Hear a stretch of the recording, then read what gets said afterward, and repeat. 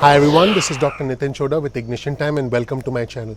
In this video, I'll answer the question, what is considered an offer of suitable employment? This is very important because a lot of us are not very clear about what an offer of suitable employment actually means. I'll also talk to you about what measures the employer can take if you refuse an offer of suitable employment, because as an employee you do need to know what are the consequences if you reject an offer of quote unquote suitable employment. So with that being said, let's jump right in. My name is Dr. Chhoda with Ignition Time. If you do learn something new from this video, please click like, please subscribe, please enable notifications so you get instant updates from us going forward. If you find this video valuable, consider sharing it with a friend or family member who is in the exact same position where they're offered a quote unquote offer of suitable employment, so that they know what their options are. They also know about what's likely to happen if their employer chooses to take some action. So let's jump right in. I'm going to give you some guidance directly from the Department of Labor's website, and this is official guidance. These are the official words from the government on the Department of Labor website. So let's jump right in. What is an offer of suitable employment and how is it connected to unemployment insurance eligibility? So this is the question, and the answer from the Department of Labor's website reads as follows. Most state unemployment insurance laws include language defining suitable employment. Now let me be clear. Every state has slightly different guidelines about what is considered suitable employment, but for the most part the guidelines are similar, but there are some small exceptions and variations between states. So the best thing you can do, if you have any questions after you watch this video, is you'll have to get in touch with your state, because every state is a little bit different. So let's be clear about that. This is intended to give you a foundation. The Department of Labor reads, typically suitable employment is connected to the previous job's wage level, type of work, and the claimant's skill. So suitable employment again is connected to the type of work you've done in the past, what your essential expertise is, and how much money you've been making. That's considered suitable employment. So let's say suitable employment for you was earning $30 an hour, and you had a certain skill set. Let's say you are working in construction. Again, this is just an example. Again, an offer of suitable employment would be an offer in the same industry at or around the same wage level. That would be considered an offer of suitable employment, because typically suitable employment is connected to the previous job's wage level, type of work, and the claimant's skills. Okay. Now, refusing an offer of suitable employment as defined in state law without good cause, this is important, and I'll give you an example of good cause in just a minute. Without good cause will often disqualify individuals from continued eligibility for unemployment compensation. In other words, if you get an offer for suitable employment and if you reject it without good cause, then you are not eligible to continue to receive state unemployment benefits. I just want to make sure that all our viewers and subscribers are aware about that, because I don't want anybody to lose state unemployment benefits if they are eligible for it, if you inadvertently end up rejecting an offer of suitable employment. For example, and again this is guidance from the Department of Labor, if an individual's former employer calls the individual back to work after having temporarily laid the individual off for reasons related to the pandemic. So remember, I'm not talking about a furlough now. I did talk about furloughed individuals in another video, but I'm talking about an individual who was laid off and then is called back to work. So again, for example, if an individual's former employer, again the word here is former because you were laid off and now you're called back. Former employer calls the individual back to work after having temporarily laid the individual off for reasons related to the pandemic. The individual would very likely have to accept the offer to return to work. This is important.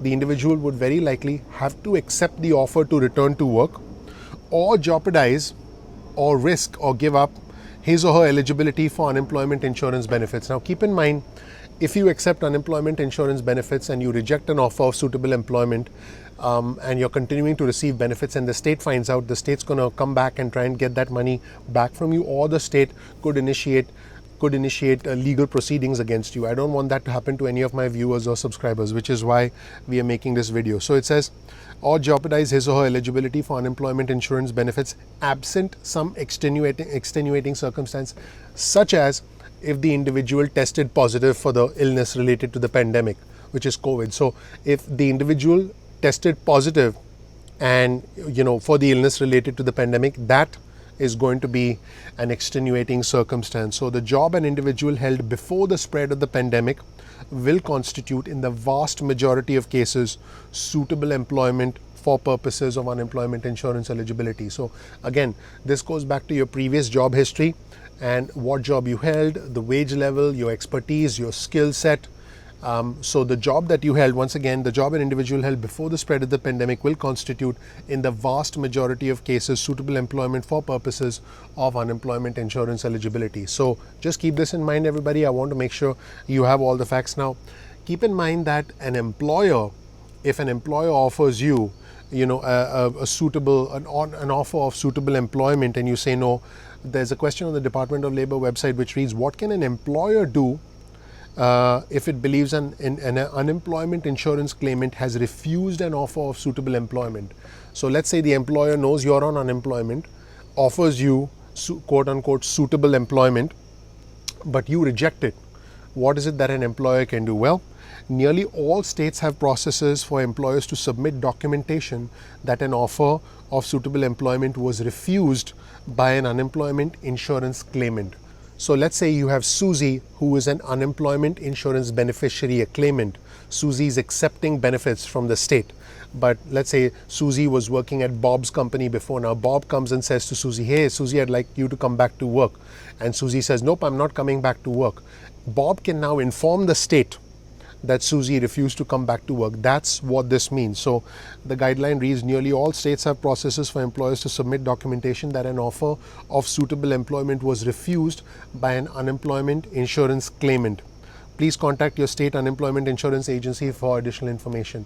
Keep in mind that if you reject an offer of suitable employment and your employer reports that to the state agency, not only are you likely to stop receiving unemployment insurance benefits, but you may be subjected to clawbacks. You may be subjected to, the state pulling the money, getting the money back from you, and initiating legal proceedings against you. So make sure that you're aware of what is considered an offer of suitable employment. Make sure that your employer has a safe working environment, which I'm sure they will, which they should, because your employer will want to keep their place of business safe. Not only for the employees, but also for customers. That's it, everybody. Thank you so much for watching. My name is Dr. Nitin Chhoda with Ignition Time. If you don't know anything about me, check out my video on our channel. I have the fortune, the honor, the privilege of living the American dream. I am a beneficiary of the greatness of America. I want to return the favor, and that's what this channel is all about. We release videos at 2 p.m. East Coast time most days of the week. If you want to get alerts from us, please get your cell phone out. Send a text message with the word ignition or with the word time to 70,000, that's 70000. You can also get added to our email list, which is ignitiontime.com/alerts. Get added to our email list or our SMS list, and you can opt out of either the email list or the SMS list at any time. Again, we release videos at 2 p.m. East Coast time most days of the week. Make sure you're subscribed to our list. If you learn something new, please click like. Please subscribe, please enable notifications. I would really appreciate that. Sometimes YouTube does not send out alerts, so make sure you bookmark our channel, which is youtube.com/ignition time, so that you can bookmark our channel and you can come back to our home page, and then you can check out the videos we release. You can visit our page once or twice a day, however often you want, so you can check out all our videos. I really appreciate you watching. Definitely follow us on Instagram. We are on instagram.com/ignition_time, because we release exclusive content for our Instagram followers. Again, thank you so much for watching. Please click like, please click subscribe, please enable notifications so you get instant updates from us going forward. My name is Dr. Nitin Chhoda with Ignition Time. I look forward to seeing you in the next video of Ignition Time. Take care. Bye.